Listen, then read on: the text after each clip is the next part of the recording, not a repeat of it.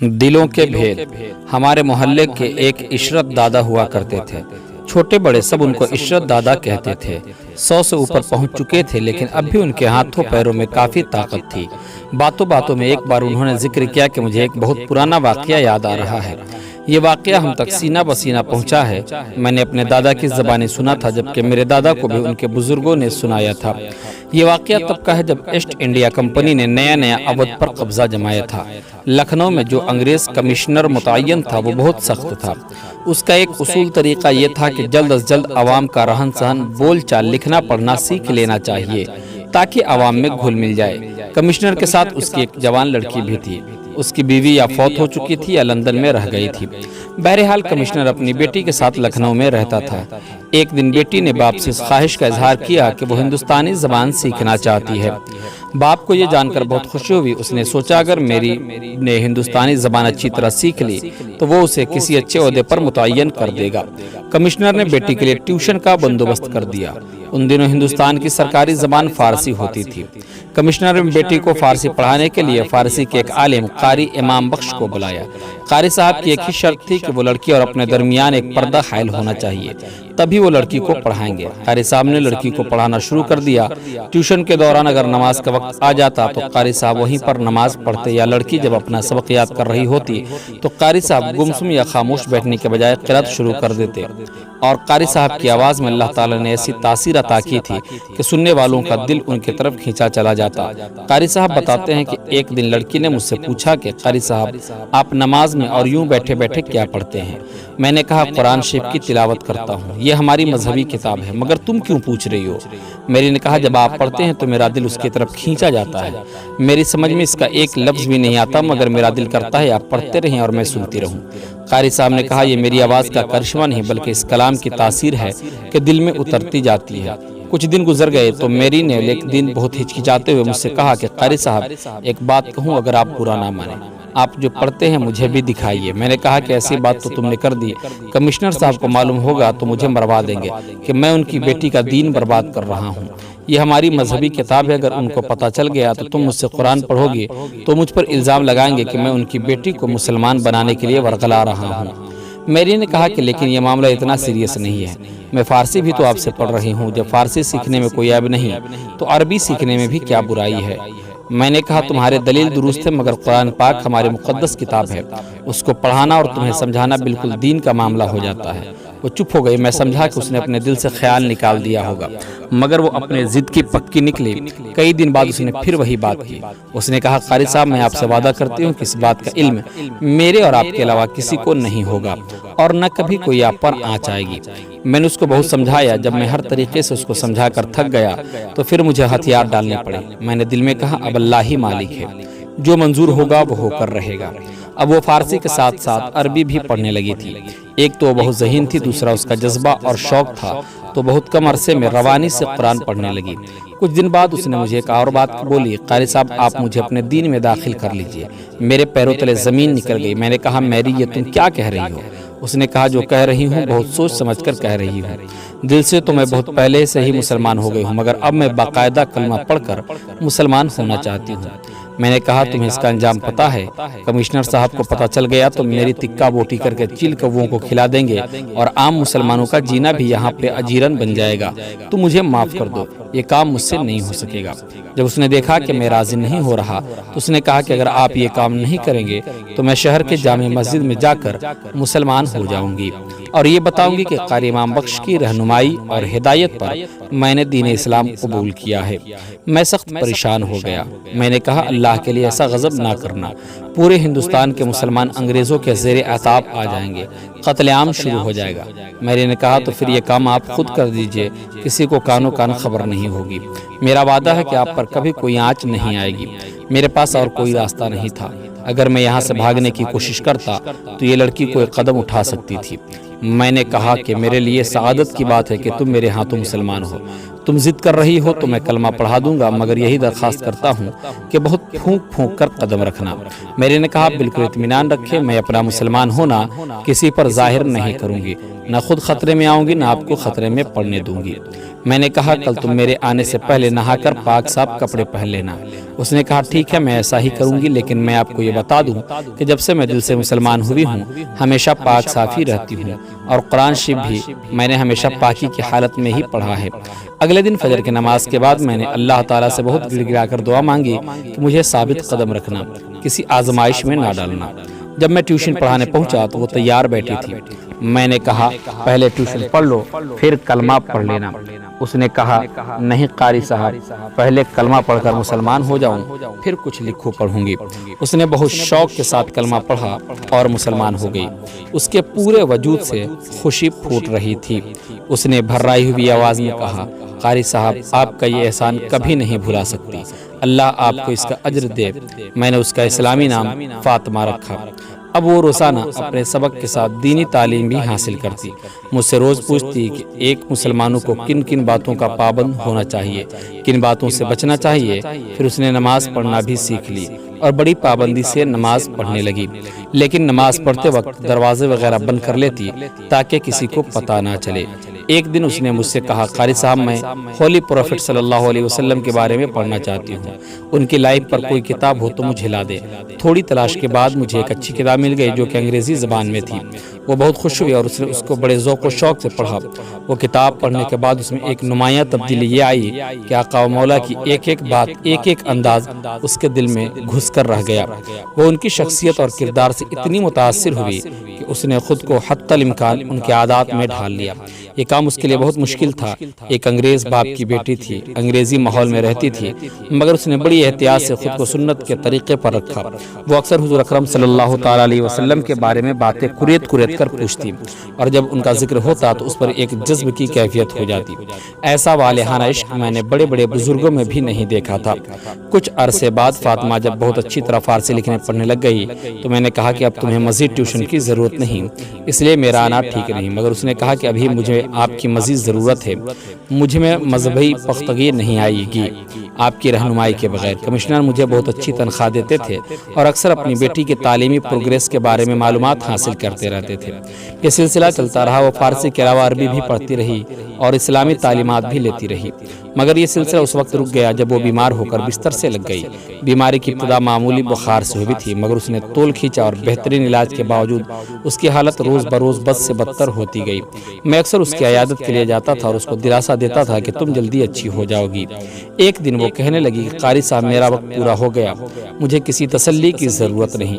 میں نے کہا ایسی باتیں کیوں کرتی ہو فاطمہ، انشاءاللہ بہت جلد صحت مند ہو جاؤ گی۔ اس نے کہا مجھے تو کوئی امید نہیں، مگر اس بات کو چھوڑے اور میری ایک بات غور سے سنے۔ میں مر گئی تو مجھے ایک انگریز کی حیثیت سے یہ لوگ انگریزوں کے قبرستان میں دفن کریں گے، مگر میں مسلمان ہوں، انگریزوں کے قبرستان میں دفن ہونا پسند نہیں کروں گی۔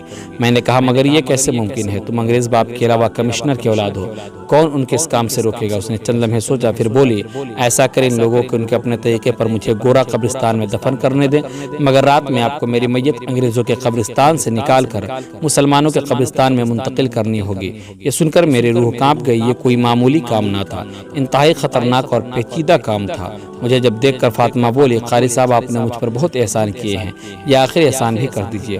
مجھے پتا ہے یہ بہت کام دشوار ہے، اس بہت خطرہ ہے، مگر آپ خود سوچیں میں ایک مسلمان ہوں اور مجھے اسلامی طریقہ پر مسلمانوں کے قبرستان میں دفن ہونا چاہیے، میری جگہ انگریزوں کا قبرستان نہیں۔ اس نے بہت اصرار کیا، بہت منتیں کی۔ میں نے مجبوری میں اس سے وعدہ کر لیا کہ میں تمہاری مرضی کے مطابق ایسا ہی کروں گا۔ ابھی ایک ہفتہ بھی نہیں گزرا تھا کہ اس کا انتقال ہو گیا۔ اس کی موت ایسی نہیں تھی کہ ڈھکی چھپی رہتی، باپ پر قیامت ٹوٹ پڑی۔ اتنے مضبوط اعصاب کا آدمی بھی ٹوٹ کر رہ گیا۔ میت میں لکھنؤ میں موجود انگریزوں کے علاوہ مسلمانوں اور ہندوؤں نے بھی کثیر تعداد میں شرکت کی۔ میں بھی مرحومہ کے استاد کی حیثیت سے شریک تھا، جبکہ میری شرکت اس لیے بھی ضروری تھی کہ اس نے جو مجھے اہم ذمہ داری سونپی تھی، اس لیے مجھے اس کے قبر کا بخوبی تعین کرنا ضروری تھا۔ میں نے خوب اچھی طرح قبر کی شناخت کر لی تاکہ رات کے اندھیرے میں کوئی مشکل پیش نہ آئے۔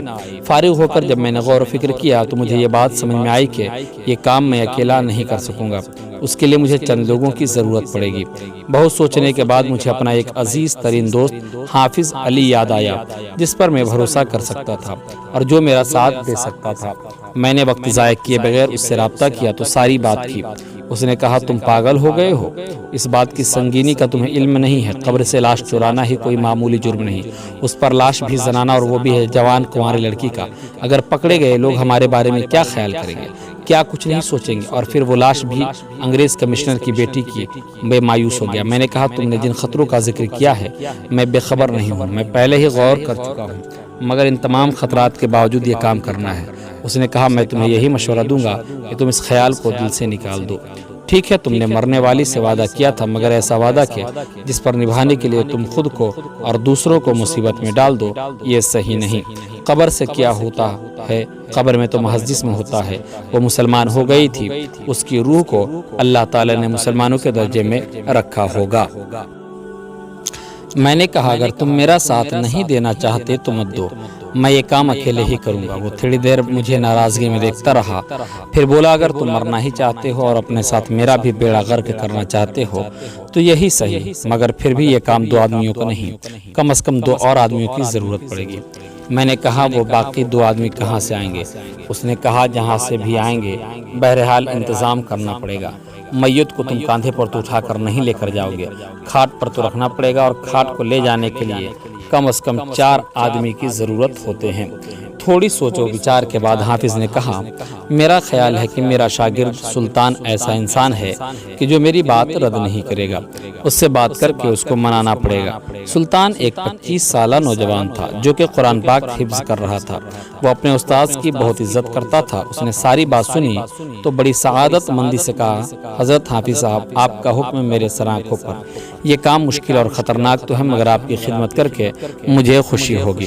حافظ نے کہا کہ ہمیں ایک ایسے بندے کی اور ضرورت ہے جو ہمارے لیے مددگار ہو۔ اس نے تھوڑی دیر سوچا، پھر بولا میری نظر میں ایک آدمی ہے، مگر وہ غریب آدمی ہے، محنت مزدوری کرتا ہے۔ اگر اسے کچھ پیسے دے دیے جائیں تو انکار نہیں کرے گا، قابل اعتماد بھی ہوگا۔ لڈن نام کے شخص سے سلطان نے ہمیں ملوایا۔ لڈن کو ہم نے اپنی توقعات سے بڑھ کر پایا۔ جب اس کو ساری بات بتائی گئی تو وہ فوراً راضی ہو گیا۔ اس نے کہا یہ تو بڑے ثواب کا کام ہے حافظ جی۔ وہ نیک بیوی مسلمان ہو گئی تھی۔ اس کا گورے قبرستان میں دفن ہونا کسی بھی حالت میں اچھی بات نہیں ہے۔ اس کی خواہش کے مطابق ہمیں اسے ضرور مسلمان قبرستان میں دفن کرنا چاہیے۔ جب ہم نے اس کو کچھ پیسے دینا چاہے تو اس نے لینے سے انکار کر دیا۔ ہم چاروں نے پھر پوری منصوبہ بندی کی اور سوچا کہ سب سے پہلے ہمیں قبرستان میں قبر کھدوا کے تیار رکھنی چاہیے تاکہ جب ہم میت کو لے کر جائیں تو تدفین کا کام فوری پورا ہو جائے۔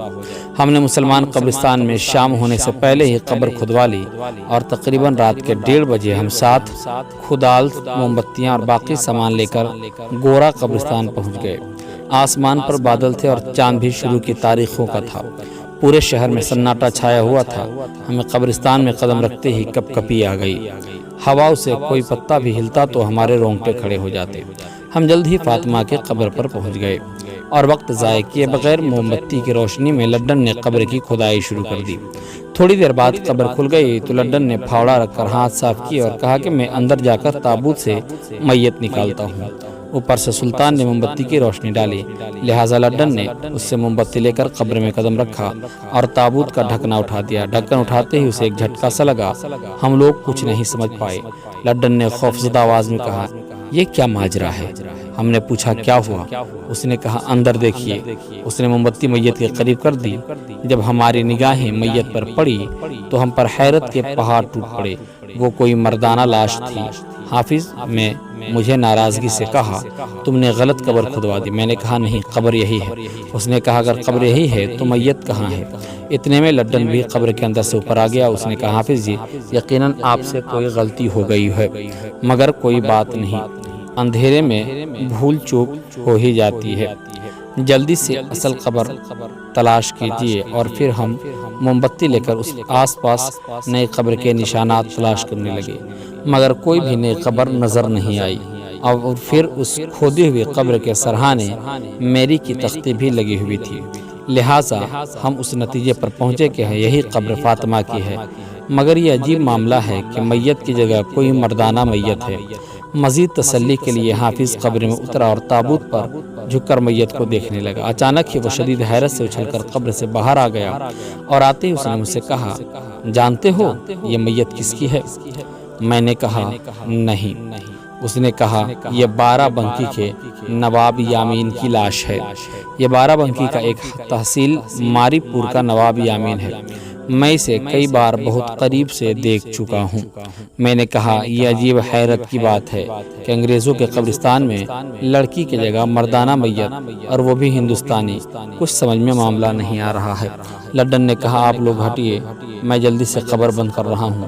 اور پھر اس نے جلدی قبر کی مٹی برابر کر کے اس کو پہلی حالت میں کر دیا۔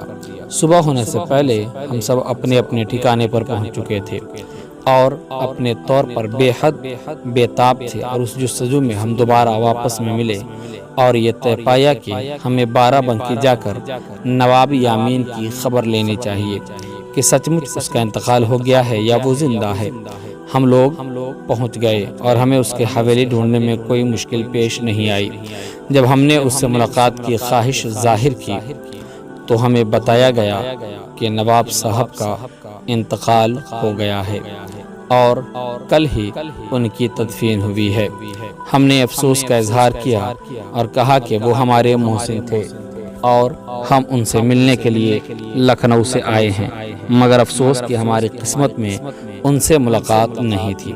حویلی کے کارندے نے کہا، آپ لوگ رات یہیں بسر کیجئے، اگلی صبح سفر کیجئے گا۔ حافظ نے کہا کہ ہماری بدنصیبی کہ ان سے ملاقات نہیں ہو سکی، مگر ہم ان کی قبر پر فاتحہ پڑھنا چاہتے ہیں، کیا آپ ہمیں ان کی قبر تک رہنمائی فرما دیں گے؟ انہوں نے کہا، جی ضرور، کیوں نہیں۔ اور پھر ایک آدمی کی رہنمائی میں ہم لوگ ان کی قبر پر فاتحہ خوانی کرنے گئے۔ رات کھانا کھانے کے بعد حافظ نے کہا کہ آئندہ کا کیا پروگرام بنایا ہے؟